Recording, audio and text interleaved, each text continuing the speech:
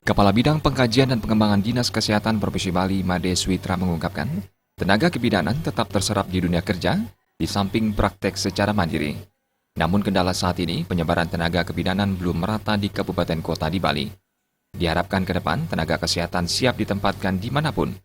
Sebab pengembangan SDM tidak hanya terfokus pada satu daerah, namun juga pada daerah yang kurang diminati.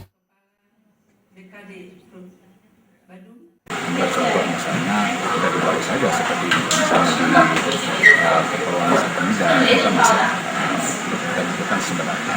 Apalagi daerah lain yang ada di luar Bali, Nusa Tenggara dan seterusnya itu menggunakan tenaga bidan itu sangat tidak bermasalah. Selain Denpasar, Badung, dan Gianyar, kebutuhan tenaga kesehatan terutama bidan masih dibutuhkan di daerah Nusa Penida, Nusa Tenggara Barat, dan Nusa Tenggara Timur. Pera Widya dan Juliana, Bali TV.